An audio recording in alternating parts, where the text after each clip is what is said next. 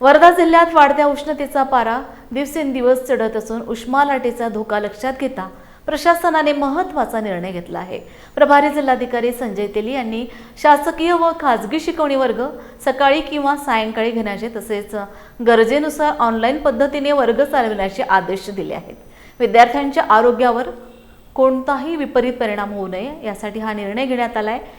आदेश 31 मे पर्यंत लागू राहणार आहे। नियमांचे उल्लंघन केल्यास आपत्ती व्यवस्थापन कायद्यानुसार कारवाईचा इशारा देखील देण्यात आला आहे। याच्यामध्ये आपण बघत आहात की उष्णतेची जी लाट आहे वर्धा जिल्ह्यामध्ये ती सातत्याने टिकून आहे आणि 45 डिग्रीच्या वर टेम्परेचर सातत्याने दिसून येत आहे।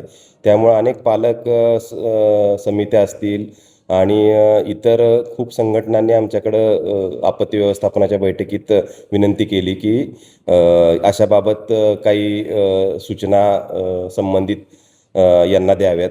आता शाळा तर बंद आहेत आणि शासकीय विद्यालय देखील सकाळी जिल्हाधिकारी महोदयांच्या सूचनेनुसार 10:30 पूर्वी कामकाज सुरू आहे। मात्र ज्या का खाजगी ट्युशन्स आहेत, ज्या इंजिनिअरिंग मेडिकल कॉलेजेससाठी असतील, इतर स्पर्धा परीक्षांसाठी जे काही खाजगी क्लासेस आहेत त्यांच्याबाबत असे काही निर्देश नसल्यामुळं काही क्लासेस दुपारी देखील चालू असल्याचं आमच्या निदर्शनास आलं।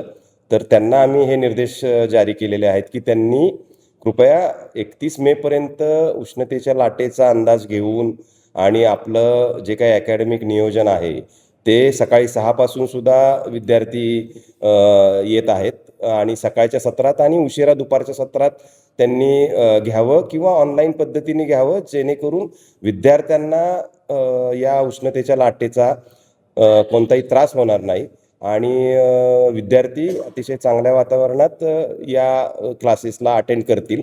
यासाठी आम्ही हे दिशानिर्देश जारी केलेले आहेत आणि आम्हाला सगळ्या चालकांनी देखील याबाबत चांगला प्रतिसाद दिलेला आहे। याच्यामध्ये त्यांचं पूर्वनियोजित काही शेड्यूल्स असतील, काही मॉक एक्झाम्स असतील, त्या रिशेड्यूल करायला त्यांना काही अडचण होत असेल तर त्याबाबत आम्ही खातरजमा करू।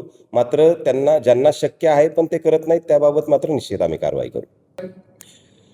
आपत्ती व्यवस्थापन अधिनियममध्ये दंडात्मक कारवाईचं प्रयोजन आहे। त्यानंतर परवान्याबाबत त्यांचे पुढील जे काही त्यांचे संबंधित विभाग प्रमुख आहेत त्यांना कारवाई करता पाठवण्याचे निर्देश आहेत।